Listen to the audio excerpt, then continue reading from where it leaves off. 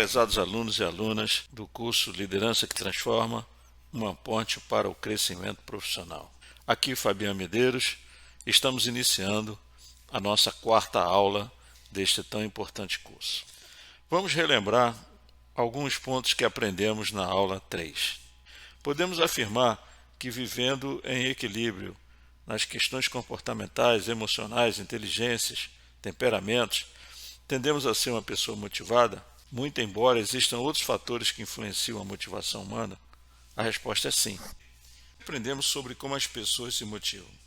Elas gostam de ser desafiadas, elas gostam de ser respeitadas, elas gostam de utilizar suas competências, os seres humanos gostam de fazer o que gostam, principalmente com relação às suas vocações, fazer o melhor, elas gostam de participar, gostam de ter poder para agir, ser reconhecidas, recompensadas e também serem bem lideradas.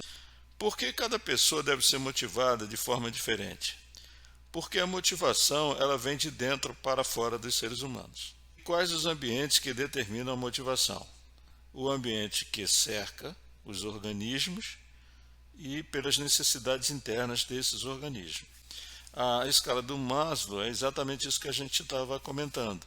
A motivação é impulsionada pelas necessidades dos seres humanos, que começa com as questões fisiológicas e termina com a necessidade de contribuir. O outro grande pensador, o Frederick Herzberg, ele dizia que a motivação é baseada em fatores indistintos, não segue uma escala como o Maslow. E esses fatores são autonomia, trabalho em si, responsabilidade, progresso, reconhecimento, recompensa e enfim. Outra coisa que nós aprendemos é que uma pessoa motivada no trabalho é fácil da gente identificar porque elas são apaixonadas pelo trabalho, elas abordam novidades no seu trabalho, elas criam, né? Elas têm alto desempenho, elas gostam de obter resultados, elas são otimistas, se atualizam e apresentam comprometimento com a organização. Então é muito fácil você ver quando uma pessoa está motivada e quando uma pessoa está desmotivada. Aqui, mudando um pouco, falamos então qual a importância do gestor e sua equipe conhecerem bem a organização, a cultura, o nível de excelência e tudo mais. Porque conhecendo esses pontos, o indivíduo se adapta melhor à organização e os seus desafios. Por isso é que é tão importante o processo de integração quando um novo funcionário começa na organização. Bem como você está sempre chamando atenção sobre desafios, sobre metas, sobre cultura, sobre crenças e tal, para que todos se engajem na direção que a organização pretende. Podemos afirmar que uma organização é um sistema humano complexo e características próprias, típicas da sua cultura e do clima organizacional? Sim, a organização é um sistema humano. Entendimento sobre o ciclo de vida de uma organização e quais são as etapas desse ciclo. O ciclo da vida de uma organização começa com o pioneirismo, quando ela começa, né? As novidades. Imagina a Google quando começou. Depois ela se expande, ela vai ter ela vai ter a necessidade de criar regulamentações, precisa da boa burocracia com as políticas, com os procedimentos, com os processos bem documentados e finalmente ela deve se reflexibilizar, ou seja, inovar para não desaparecer. O que é um negócio? Negócio é um conjunto de pessoas que interagem para executar um conjunto de atividades para entregar valor aos interessados, aos stakeholders, e gerar retorno de investimento. Então, uma organização, né, um negócio, não é uma brincadeira, né, gente? É impressionante como tem gente que muitas vezes está dentro de uma organização e não tem essa dimensão. Por isso é que nós precisamos estar sempre fazendo homilias. Porque a excelência é a força motriz das organizações duradouras. Por várias razões, mas a principal é manter a qualidade dos seus produtos e serviços e se manter extremamente competitiva perante seus clientes. Qual a importância do sincronismo organizacional na obtenção da excelência? Porque o sincronismo organizacional ele conecta as estratégias, as pessoas, as tecnologias e os processos na busca de superação dos desafios. O que são os valores organizacionais que nós aprendemos é o conjunto de características de um grupo de pessoas ou de uma organização que determina a forma como elas se comportam, como elas interagem com outros indivíduos e com o meio ambiente organizacional. O que é a cultura organizacional? Um conjunto de hábitos, crenças, valores, tradições, interações dentro de uma organização. Outra coisa que nós aprendemos também, os estudos de Charles Rand, que foi um consultor muito famoso, um cientista muito famoso na Inglaterra, que ele definiu os 4 modelos de cultura organizacional. A Zeus, ele falava que o Zeus, que era o poder central, era aquela cultura que tudo era muito centralizado. Outro era o Apolo, que era o poder burocrático. O poder Dionísio, que é o poder anárquico, de muita inovação, que é na startup. A startup fica um pouco nessa cultura. E o Atenas, que é o poder participativo. O nosso grande trabalho nos cursos de formação gerencial ou de reciclagem gerencial era ajudar os líderes tenderem a esta cultura da participação. Por quê? Exatamente por tudo que a gente viu até agora. A organização é um organismo complexo e as pessoas gostam de N fatores para se motivar, e se não houver um ambiente participativo, as pessoas não se estimulam. E hoje nós vamos então, na 4ª aula, começar a estudar sobre os fundamentos da liderança e da gestão. E a nossa amiga aqui, Lídia, está dizendo o seguinte, que ela não imaginava que gestão e liderança são coisas diferentes. E são. A gestão, ela cuida do planejamento, da organização, da implementação através das pessoas, da monitoração, uma coisa mais técnica. A liderança cuida de exaltar as almas dos seres humanos. Eu estava falando agora aqui, dando exemplo. Mas elas trabalham de formas integradas para alcance dos objetivos organizacionais.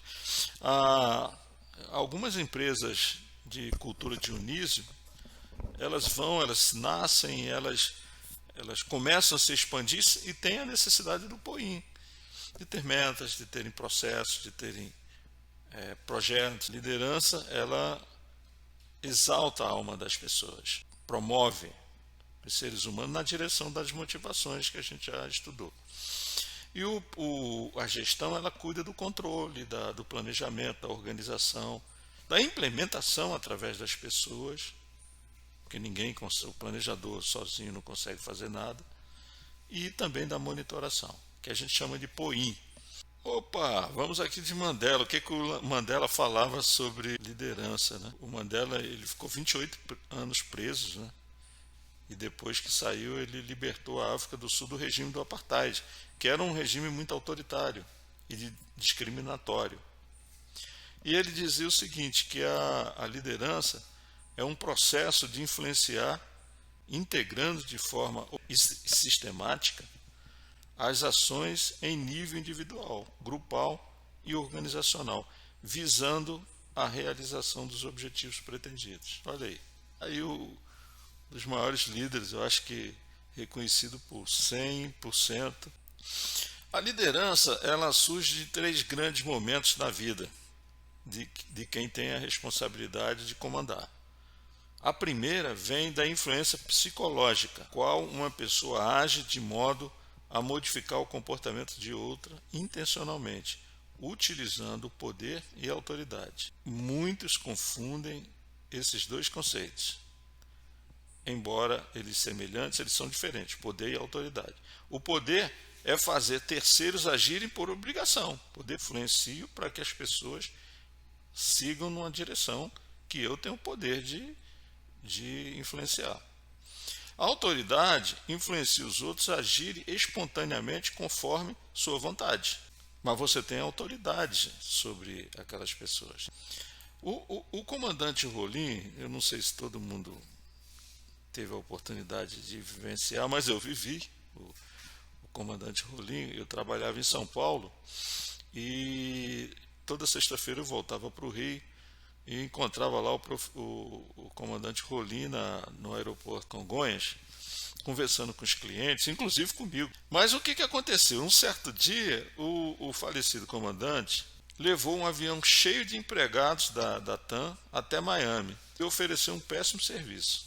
Chegando lá, perguntou o que eles fariam com uma empresa que prestasse serviço de tão má qualidade. E aí foi aquela insatisfação geral e ele falou, bom, então nós vamos criar uma companhia diferente. E aí ele influenciou, com o poder que ele tinha de ser o dono, para criar o padrão de qualidade da empresa, que existiu até bem pouco tempo. Era uma coisa maravilhosa você viajar na TAM. Não havia atraso, não havia um atraso, o serviço de bordo era o melhor possível, o atendimento nos guichês era o melhor possível. Foi talvez, se eu não me engano, foi a primeira empresa a informatizar essa parte de check-in. O nível de atendimento dos funcionários era maravilhoso, eram moças do pessoal de bordo e tal. E aí a grande história que a gente está falando, do poder e da autoridade. Ele tinha o poder porque era o dono. E ele tinha autoridade porque ele queria trabalhar alguma coisa do bem. Ele queria cuidar bem de seus clientes. E fez isso. E é uma pena que faleceu drasticamente num acidente aéreo. São as coisas da nossa vida, né? A outra forma de onde vem a liderança é de um processo para a redução das incertezas de um grupo. Eu acho que ninguém tem dúvida dessa figura maravilhosa, a irmã Maria Teresa de Calcutá, na Índia. E aí a Madre Teresa era uma pessoa que ajudava os mais humildes, as crianças, os órfãos, os mais necessitados a sobreviver. E aí ela com essa redução dessa incerteza desses grupos, ela se tornou uma das maiores líderes mundiais. Ninguém tem dúvida disso também. Nem as pessoas que têm religião diferente. De onde vem a terceira opção, né? Terceiro ponto, de onde surge a liderança, é da relação funcional entre as partes envolvidas. Então, o maestro, raramente você vai encontrar um maestro que não seja um grande líder. Porque ele ensina, porque ele conversa, porque ele está ali ajudando. E ele tem a autoridade, né, intensa, e por isso ele, nessa relação funcional, ele lidera. E eu, que era um supervisor com 21 anos, eu acho que eu também liderava, porque eu tinha um jeito muito assim diferente de conversar com as pessoas, de ajudar, de entender, dar as bronquinhas, de vez em quando também dava as bronquinhas, e por aí afora vai.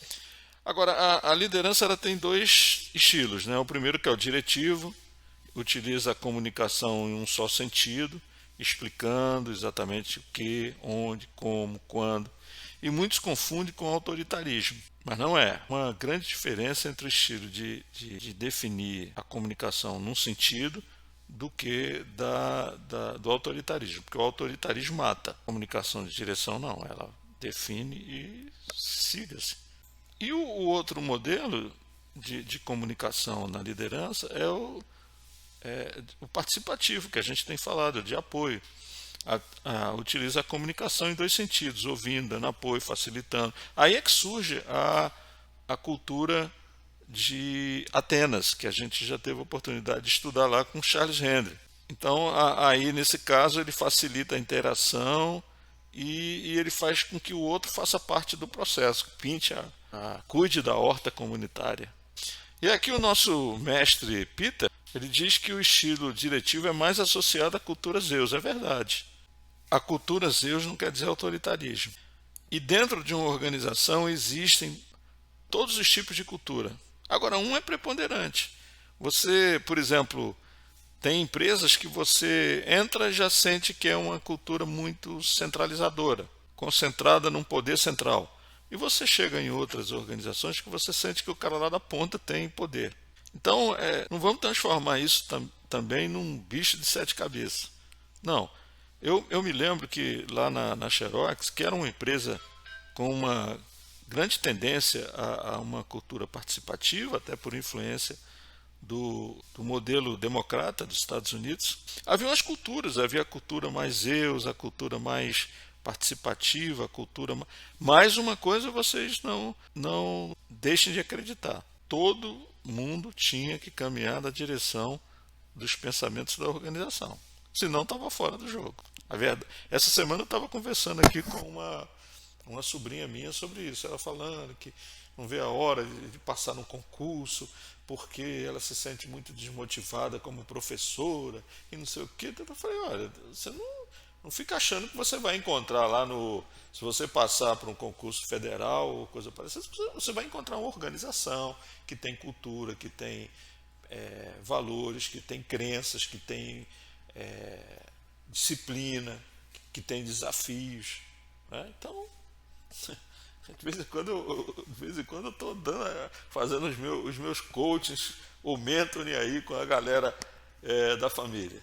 Então a Lídia diz aqui, pois é, mestre, eu tenho um estilo mais diretivo.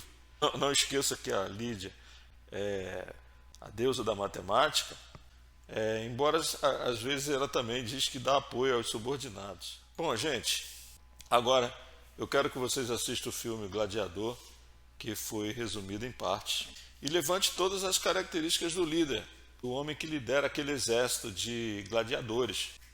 Levante de onde surgiu a liderança, os estilos de liderança que surgiram. Eu quero que vocês anotem tudo no caderno de apoio de vocês. E depois a gente volta para conversar.